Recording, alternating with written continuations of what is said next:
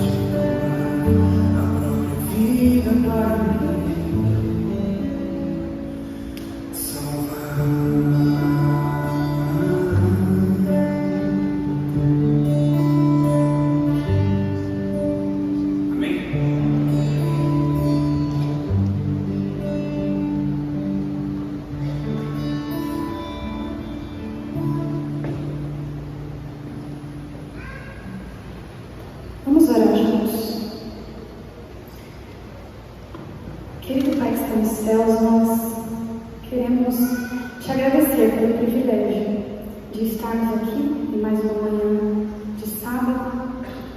sol que o Senhor concedeu para nós neste dia quente, onde podemos aprender um pouquinho mais da Tua Palavra, onde podemos ouvir músicas que nos fazem entender quem somos para Ti e tudo aquilo que o Senhor quer colocar em nosso coração, em cada momento.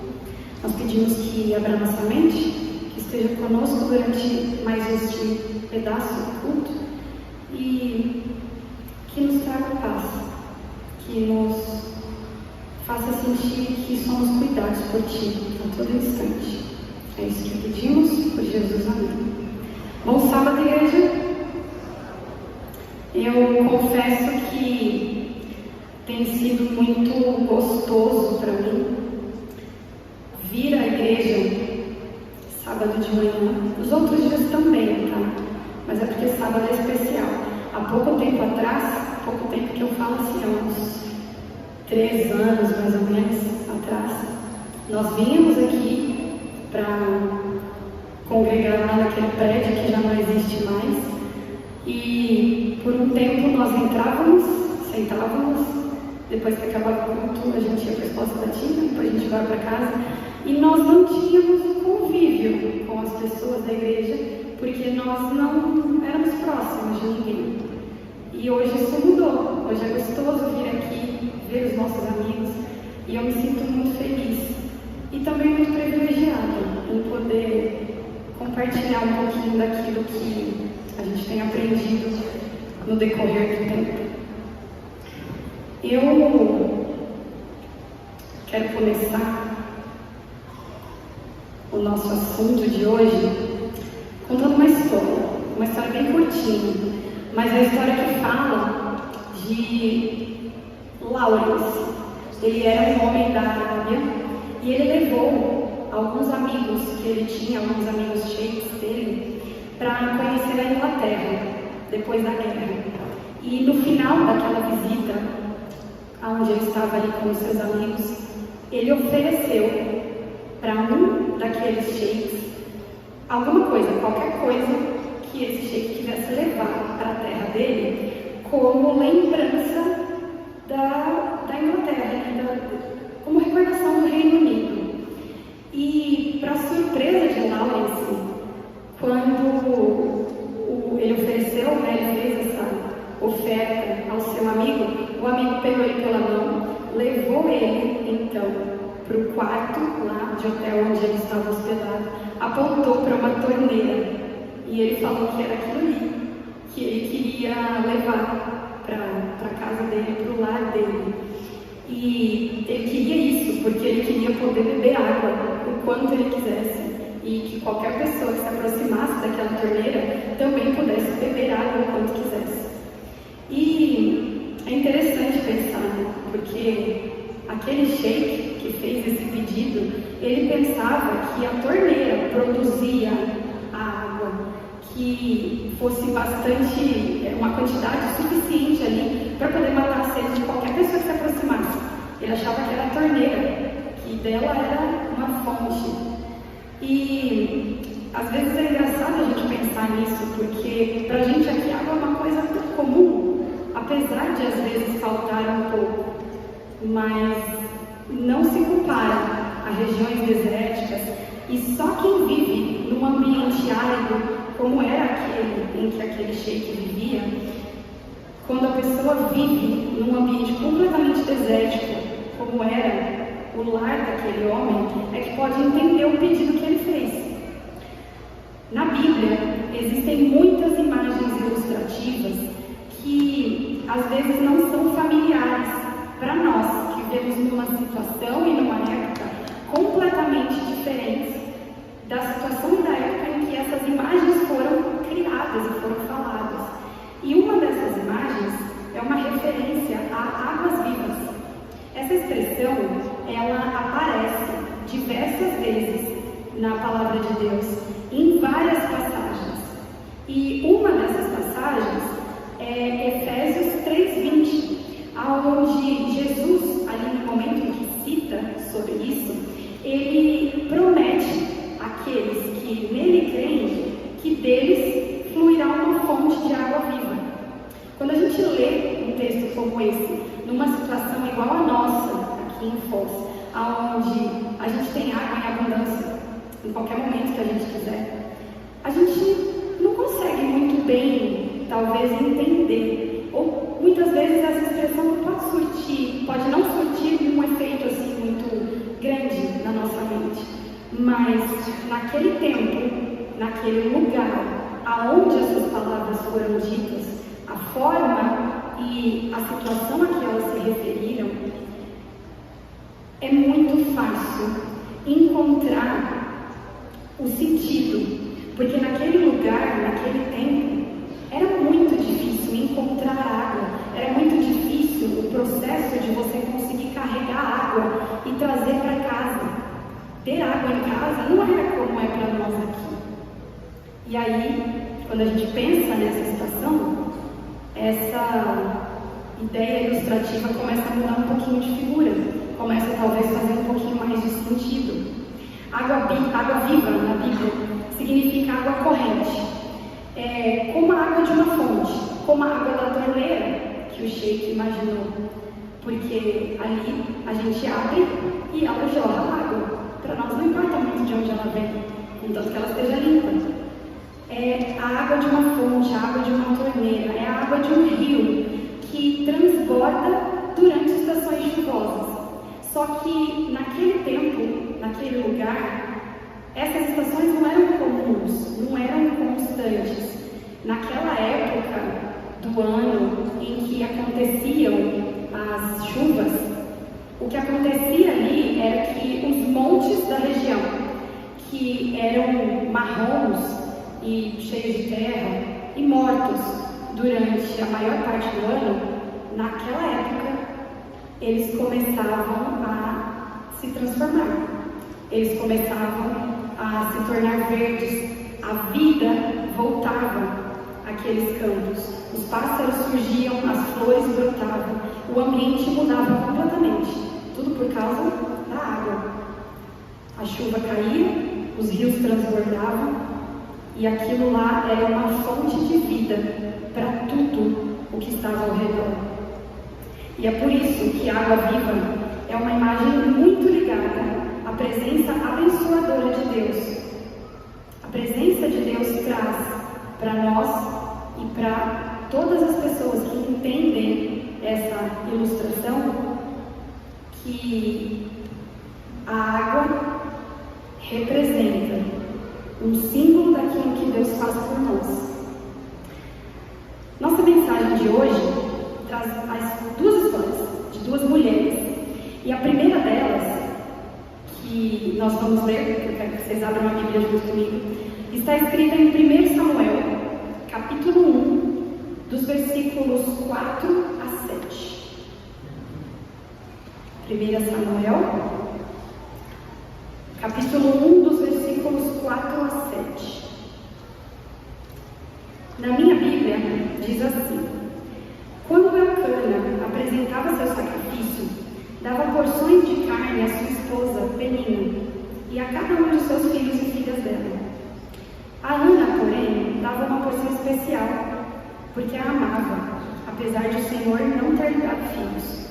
E sua rival a provocava e zombava dela, porque o Senhor não lhe tinha dado filhos. Todos os anos era a mesma coisa. Penina provocava Ana quando iam à casa do Senhor, e a cada vez Ana chorava muito e ficava sem comer.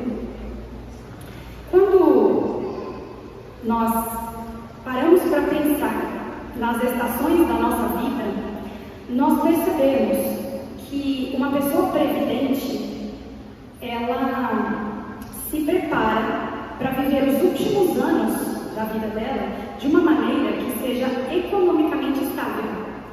Isso é algo que traz segurança, é algo que nos traz paz, estabilidade, alegria, porque a gente se preocupa com o futuro naquele momento em que a gente não pode mais trabalhar.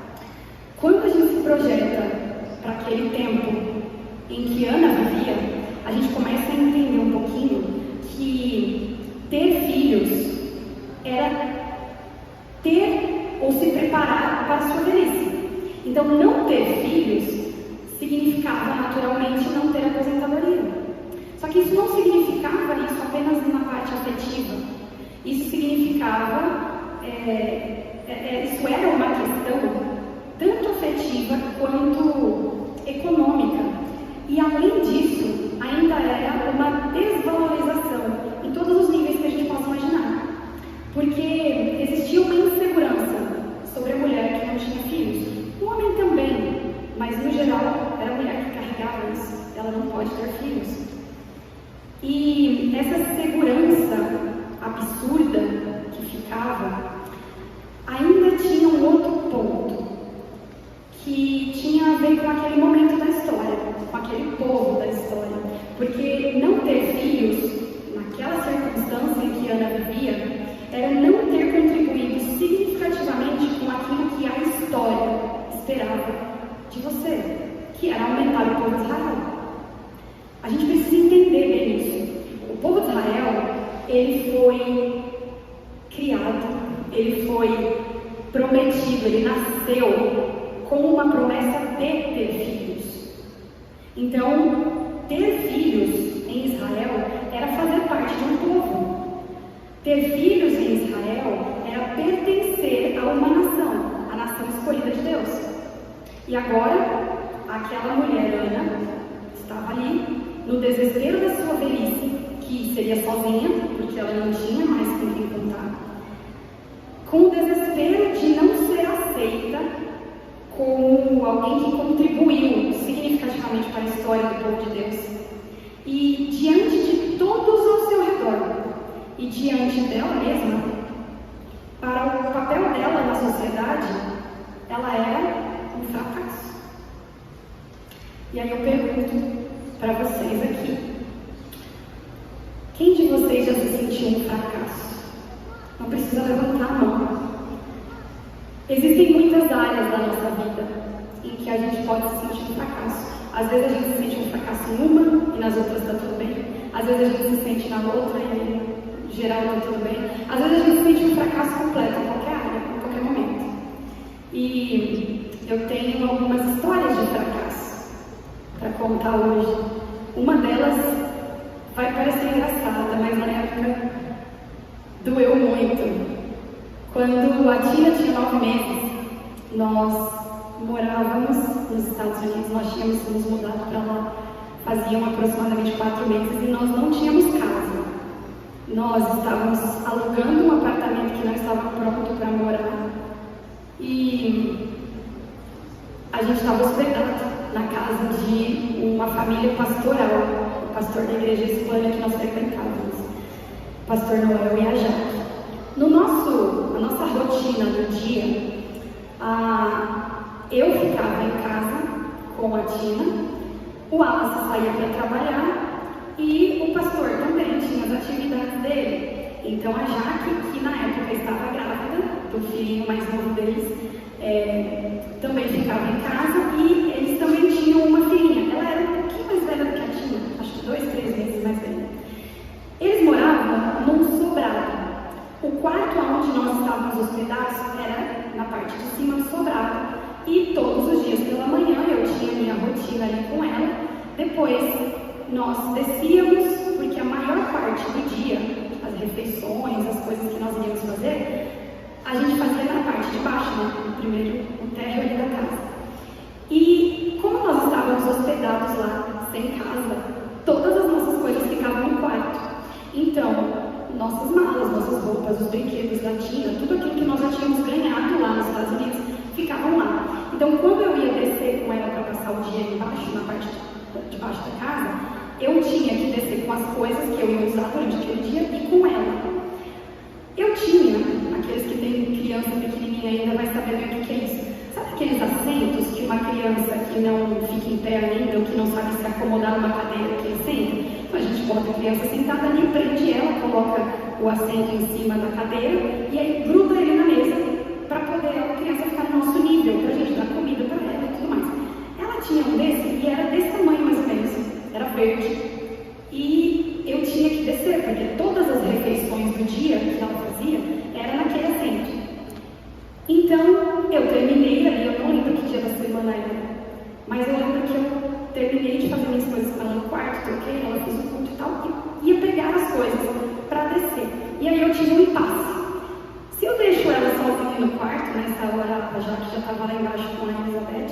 Se eu deixasse a Tina sozinha no quarto e descesse com as coisas primeiro, em questão de 30 segundos, pode acontecer alguma coisa com a criança. Então eu não podia deixá-la sozinha ali. Se eu descesse com ela primeiro e depois voltasse para buscar as coisas, é uma casa grande, tá, gente? Eu estaria dando um pouco mais de trabalho, além de tudo que a gente já causava, né, para a família ali, e ter que deixar a Tina ali com a Jaque, que já estava com uma criança, que estava grávida, e aquela coisa toda. Então eu tive a brilhante ideia de descer com tudo ao mesmo tempo. E aí vocês já podem começar a imaginar o final dessa história. Eu peguei alguns brinquedos dela, e esse assento que eu falei, peguei com esse braço assim, segurei aqui do lado. A Tina estava sentada na cama, na minha cama. E aí eu peguei ela com o outro braço e segurei ela aqui. Ela já, 9 meses, ela já estava durinha, né? Eu segurei ela aqui, segurando as coisas aqui. E ela, por algum motivo, achou que isso era engraçado. E aí ela fez assim para trás. E eu segurando, ela estava só apoiadinha aqui. E na hora eu me espantei e eu falei, não faz isso, você vai cair. Só que para uma criança de 9 meses, eu acho que a minha expressão para ela foi mais engraçada do que o meu alerta. E ela fez de novo. E na terceira vez, eu vi o que ia acontecer. E eu vi o que eu não ia conseguir impedir. Sabe quando uma coisa acontece em uma fração de segundo, mas para você parece que durou uns 10 minutos e você conseguiu ver acontecer sem conseguir ter reação nenhuma? Eu vi, e eu me lembro que se eu fecho os olhos, eu vejo essa cena na minha mente. Eu soltei tudo que eu tinha na mão para tentar segurá-la, mesmo sabendo que eu não ia conseguir. E ela se jogou para trás e ela deu uma cambalhota e ela caiu esparramada no chão, com a cara. O rosto dela ficou assim no chão. Foi um barulho estrondoso, o chão era de madeira. E eu ouvi o barulho e depois o silêncio. A primeira coisa que me veio na mente foi: eu matei a minha filha. Morreu, não tem mais o que fazer. E aí, em questão de segundos ali, quando eu peguei ela no colo, ela deu aquele... E aí ela começou a chorar. Aí eu já pensei, bom, não morreu. Mas a forma como eu vi o rostinho dela colado no chão na hora que ela caiu, a impressão que eu tive era que isso aqui tudo dela tinha afundado. E eu fiquei, né, em choque. Eu passei o restante daquele dia desesperada, porque a minha filha, de 9 meses, que não sabia nem andar, que nunca tinha ficado em pé sozinha, portanto nunca tinha caído de lugar algum, tinha caído agora no meu colo. E tinha sido uma queda muito feia. Imaginem vocês como foi que eu me senti como mãe. A pior das criaturas da face da terra. A pior mãe que pode existir. Como é que uma mãe consegue deixar um filho cair no chão? E eu me senti um fracasso. Aquela não foi a primeira vez que eu me senti um fracasso como mãe. E com certeza não foi a última. Mas foi terrível. Eu passei um dia, sabe aquela coisa que a gente tem de quando a criança cai, a gente não pode deixar dormir? E aí você fica, eu nem sei se isso é verdade, mas a gente ouve, né? E aí você fica aqui toda hora, a criança começa a ficar com sono, você fala, não dorme, acorda, levanta, o que está acontecendo? E eu fiquei desesperada, assim, foram dias em que eu fiquei desesperada para ver se aquilo ia ter alguma consequência muito séria. Só que não é só mãe que se sente fracassada, né? Que eu falo isso e eu conheço um pouquinho das histórias de mãe, mas não é só mãe que se sente fracassada, e não é só nessa área da vida que a gente se sente fracassada. A gente também se sente fracassada muitas vezes na parte profissional. Quando eu cheguei aqui em Foz, em 2019, comecei do ano, eu tinha um objetivo. Nós, como família, tínhamos um objetivo. O Wallace vinha para estudar e eu precisava trabalhar. Então eu precisava encontrar um trabalho. E eu sou professora, para aqueles que não sabem, atualmente eu já estou completando 15 anos de profissão, 15 anos de sala de aula. E naquela época, 5 anos atrás, eu estava então com 10 anos de experiência. E eu distribuí currículo para tudo quanto foi escola. E a primeira escola que me chamou para fazer entrevista foi uma escola da qual eu tinha ouvido falar muito bem, o ângulo. E eu fui fazer a entrevista, eu fiquei muito empolgada, porque eu falei, poxa, se eu conseguir trabalhar lá, né, se o salário for bom e tal, a gente vai conseguir ter uma vida ali tranquila e tudo mais. Primeira escola que me chamou, vai ser bom. E aí eu fui. E quando eu cheguei, naquele momento ali inicial, a coordenadora conversou comigo, acho que a gente ficou quase uma hora conversando e foi muito bom. O papo ali com ela foi muito, a gente se identificou e conversou e falamos coisas a respeito de experiências em sala de aula e tudo mais, e foi muito gostoso. E ela demonstrou que tinha gostado muito de mim e que eles precisariam ali avaliar algumas coisinhas para poder efetivar uma contratação, mas que era algo bem possível, então eu fiquei muito feliz. Só que ela terminou falando assim, olha, como parte também do nosso processo seletivo aqui, para escolher alguém e tal, a gente quer que você dê uma aula, né, para a gente avaliar. E, gente, assim, abrindo o coração agora de verdade, tá? Qualquer professor, ele pode ter 30 anos de experiência. Você dá aula numa sala de aula com 30, 40, 200 crianças de 10 anos, de 12 anos, de 15 anos. É totalmente diferente você entrar numa sala com 3, 4, 5 adultos que não estão ali para aprender nada e que vão te avaliar para ver o que você está falando. E foi terrível. Eu me lembro que eu preparei a aula, eu entrei e eu falei, mas eu estava muito nervosa, porque apesar da experiência toda, eu já estava 1 ano e meio aproximadamente sem dar aula, né? Eu tinha voltado dos Estados Unidos e lá eu não trabalhei. E aí eu entrei, assim, me lembro que a sala era grande, tinham acho que 4 pessoas sentadas, espalhadas assim, com um papel na mão, sabe assim? E não para anotar o que eu ia ensinar, para me avaliar, para falar como que eu estava me saindo. E eu me senti muito mal, e eu saí de lá sabendo que eles tinham percebido o meu nervosismo e sabendo que eu não tinha ido bem naquela parte da entrevista. Eu me senti um fracasso.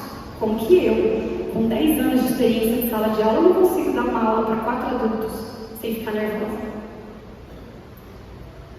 Todos nós já fracassamos inúmeras vezes, em todas as áreas da nossa vida.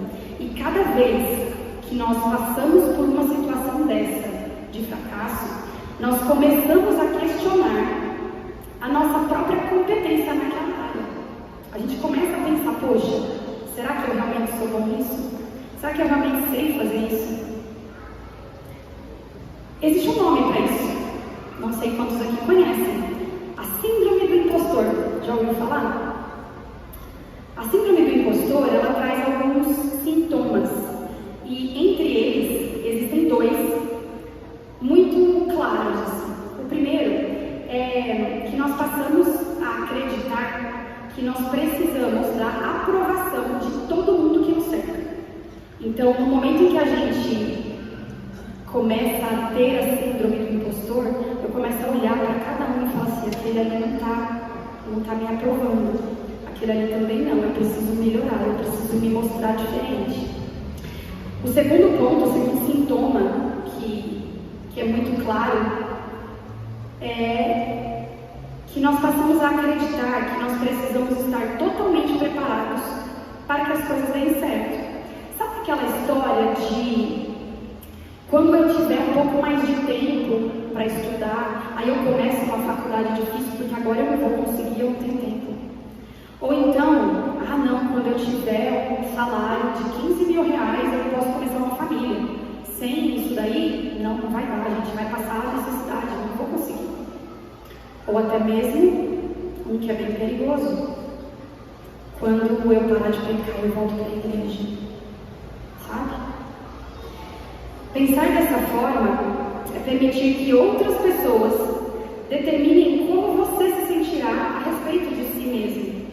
E isso é muito perigoso. Mas, sabe aonde a síndrome do impostor acaba se espalhando de forma muito mais rápida do que notícia ruim? Dentro da igreja, na vida cristã. A vida cristã é um prato cheio. É um prato cheio cheio para alimentar em nós a sensação de fracasso e a constante ideia de que nós precisamos de máscaras para esconder quem realmente nós somos. No livro O Impostor que Vive em Mim, o autor cita o seguinte trecho: e assim, tal como fujões, escapamos de nossa realidade ou produzimos um falso eu que seja admirado pela maioria, relativamente atraente e feliz apenas na superfície. Escondemos aquilo que sabemos ou aquilo que sentimos ser, que pressupomos ser inaceitável ou indigno de amor, atrás de algum tipo de aparência que esperamos seja mais agradável. Escondemos-nos atrás de semblantes bonitos, só para agradar os outros. Com o tempo, podemos até esquecer o que estamos escondendo e passar a acreditar que temos, de fato, a mesma aparência das máscaras que usamos. Independente do tipo de vida que você tenha, independente do tempo de vida cristã que você tenha, ou de quanto tempo faz que você conhece a Deus, ou que você aprende sobre Deus, cada vez que a gente abre a Bíblia e que a gente lê sobre o quanto Deus rejeita o pecado, ou cada vez que você ouve sermões que falem a importância que existe de você abandonar os erros que você comete, ou onde você lê lições que dizem que você precisa viver uma vida de acordo com aquilo que Deus pede para você viver, você olha para a sua vida, você olha para aquilo que você é e você se sente um fracasso. Essa é a síndrome do impostor. Esse é o reflexo que você olha no espelho e enxerga todas as vezes que se olha nos olhos. Alguém que comete erros imperdoáveis.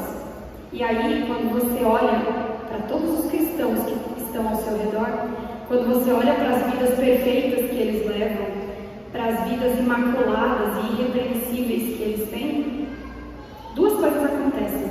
A primeira é que você entende que o seu verdadeiro eu, que é cheio de marcas e cheio de erros, aquele que a sociedade não aceita, você então começa a se revestir do falso eu, aquele que todo mundo quer ver, aquele que é mais agradável, e você passa a se esconder atrás dessa máscara. A segunda coisa que acontece é que você começa a acreditar que o seu verdadeiro eu é tão repugnante, é tão indigno, que você passa a rejeitar esse eu. E essa auto-rejeição planta uma sementinha dentro do teu coração que é muito perigosa, que é a sementinha da dúvida do amor de Deus por você. A auto-rejeição é o maior inimigo da vida espiritual, porque ela contradiz a voz sagrada que nos chama de amados. Só que a palavra de Deus tem um antídoto para essa síndrome. A palavra de Deus tem um remédio exato que pode nos curar dessa síndrome. E Deus, na infinita sabedoria que Ele tem, Ele nos deixou muitas recordações da Bíblia de quem nós somos para Ele. E agora eu quero que você abra a Bíblia comigo, porque nós vamos ler algumas, mais especificamente 3 dessas recordações. A primeira está em Jeremias 29:11. Vamos virar as páginas da Bíblia, lá para Jeremias, capítulo 29, versículo 11. Diz assim: porque eu sei os planos que tenho para vocês, diz o Senhor. São planos de bem e não de mal, para dar-lhes o futuro pelo qual anseiam. Deus tem planos para a nossa vida, e Deus jamais teria planos para a nossa vida se nós não fôssemos especiais para Ele. A segunda passagem que eu quero ler junto com vocês está em Mateus 10, capítulo 10, Mateus capítulo 10, dos versículos 29 até o 31. Mateus 10, versículos 29 até 31. Diz assim: quanto custam dois pardais? Uma moeda de cobre? No entanto, nenhum deles cai no chão sem o conhecimento de seu Pai. Quanto a vocês, até os cabelos de sua cabeça estão contados. Portanto, não tenham medo, vocês são muito mais valiosos que um bando inteiro de pardais. Nós sabemos o valor que temos para Deus, porque Ele nos diz isso. Mas o impostor, aquele que se esconde, ele tenta nos fazer esquecer isso. O terceiro verso que eu quero ler com vocês, ele é bem conhecido. Ele está em 1 Pedro, capítulo 2, versículo 9. Esse aí eu acho que tem gente que não vai nem abrir porque já sabe de cor. A linguagem da minha Bíblia é um pouquinho diferente daquela que geralmente a gente decora.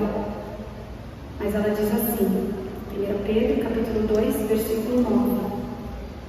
Vocês, porém, são um povo escolhido, reino de sacerdotes, nação santa, propriedade exclusiva de Deus.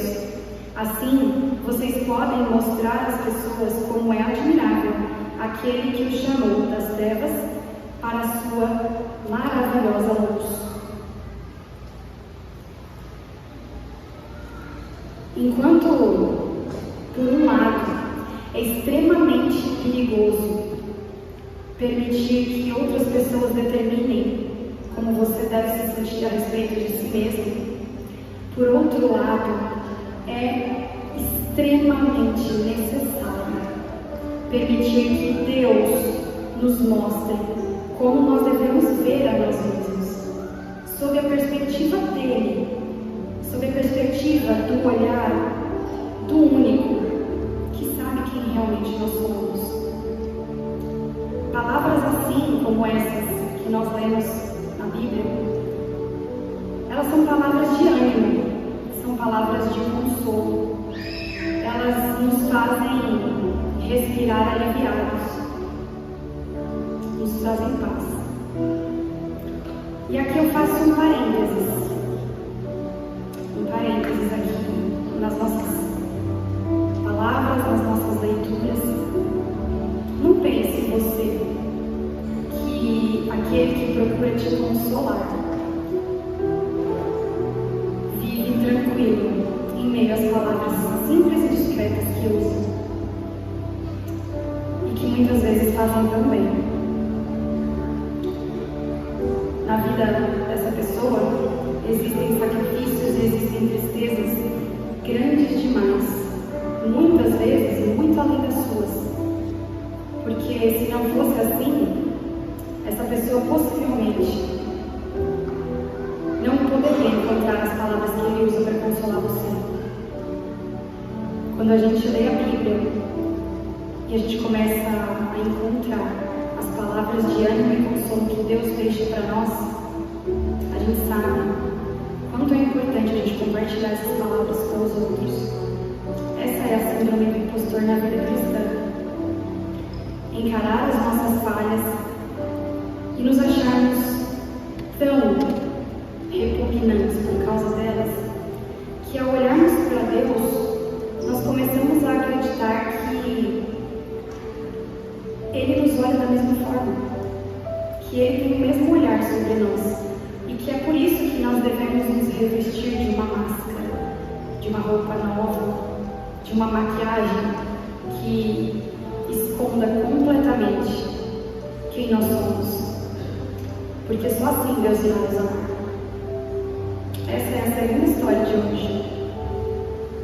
Essa podia ser a história de qualquer um aqui, podia ser a sua história, podia ser a minha história, mas é a história de uma mulher que estava tão horrorizada com a pessoa que ela era, que ela já tinha passado do estágio de rejeitar seu verdadeiro eu, já tinha passado da síndrome do impostor, porque ela já não tentava se esconder mais atrás de uma máscara. Ela já decidira se afastar de todos aqueles que poderiam fazer com que ela tivesse que usar uma máscara.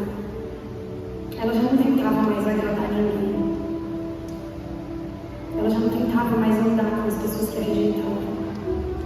Ela não queria mais que alguém se aproximasse dela. E foi por isso que ela foi àquela hora do poço. Ficar completamente quieto e inalcançável são dois sinais de que a vida se foi. Ela já não queria mais viver do jeito que ela estava vivendo. Então ela não queria ninguém mostrando para ela todos os erros que ela estava cometendo. Ela foi buscar água naquele poço a uma hora do dia em que ela sabia que ninguém mais estaria lá. Mas alguém estava lá. Na nossa primeira história, quando Ana se sentiu fracassada, ela fez a primeira coisa que qualquer cristão faz. No momento de alegria, no momento de tristeza, no momento de medo, no momento de dor, ela orou, ela derramou o seu coração e o seu verdadeiro eu diante daquele que poderia resolver o seu problema. Mas quando a mulher samaritana chegou naquele poço e se sentiu fracassada diante daquele judeu que de repente lhe pediu um pouquinho de água, mal sabia ela que desde a sua primeira resposta até a última resposta dele, aquela era a oração de uma vida. A oração que faria com que ela percebesse que ela ainda era uma cristã. Você conhece a história? Jesus estava lá sentado. Ela se aproximou, não falou nada, mas ele falou com ela. Ele lhe pediu água. E ela começou então a usar todos os argumentos sociais da época para fazer ele se afastar. Era como se ela dissesse: não fale comigo, você não vai querer ser visto falando comigo perto de mim. Era como se ela dissesse: eu não mereço sequer que você olhe para mim. Mas Jesus, ele enxerga naquele momento nela existia alguém ali dentro que ela mesma já havia deixado de ver há muito tempo atrás. Jesus viu a dor dela, Jesus viu a luta, Jesus viu o verdadeiro eu que ela carregava escondido tanto tempo. E ele fez por ela aquilo que ele prometeu fazer por cada um de nós. E aí a gente volta lá na história do Sheik. É por isso que a água viva é uma imagem tão ligada à presença abençoadora de Deus. Quando Jesus lhe ofereceu a água viva, a vida retornou aos lugares mais profundos e escondidos que existiam na vida daquela sedenta mulher que precisava tanto de Cristo. Depois daquele diálogo, depois dela aceitar a água que lhe era oferecida, a gente consegue entender que ela fez uma troca. Na história que a gente encontra em João 4, versículos 28 a 30, a Bíblia diz que a mulher deixou sua vasilha de água junto ao poço e correu de volta para o povoado, dizendo a todos: venham ver um homem que me disse tudo quanto eu já fiz na vida. Será que ele não é o Cristo? E então as pessoas saíram para o povoado para vê-lo. Aquela mulher fez a troca mais sábia que ela poderia fazer.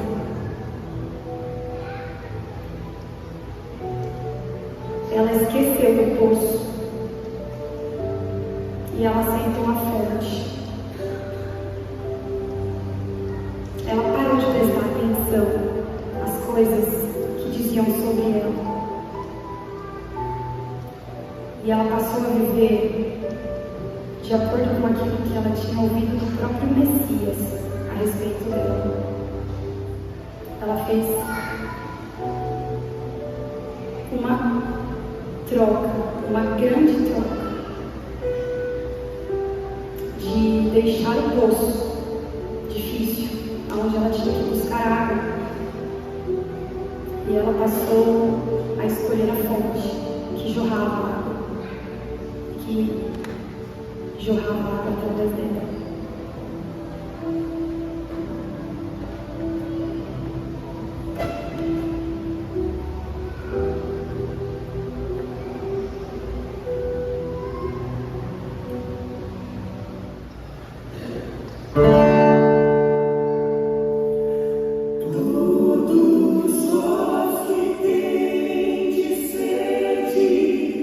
Vinde essa água.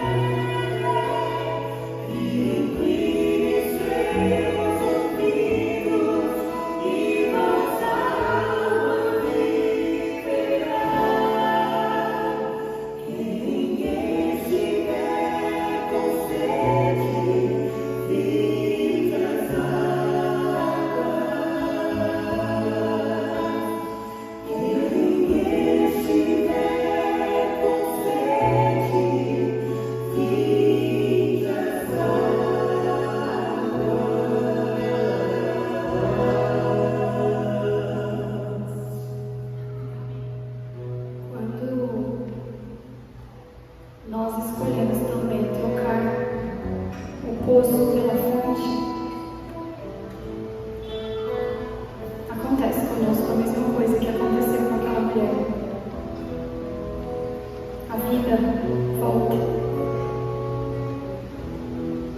Tudo aquilo que Deus quer trazer de volta para nós ressurge e transborda e passa a ser uma fonte de água viva a jorrar para as outras pessoas ao nosso redor. Fiquem em pé, nós vamos orar.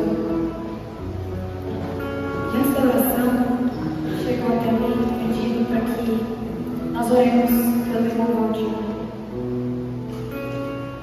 Coloque no seu coração esse pedido, lembre dele durante a tua tarde de sábado, durante a tua semana. E também coloque juntinho aí no seu coração o desejo para que Deus te mostre que não é mais preciso usar máscaras, que não é mais preciso se cobrir com nada, que aquele impostor que vive dentro da gente tenta nos dizer que a gente precisa viver. Vamos orar.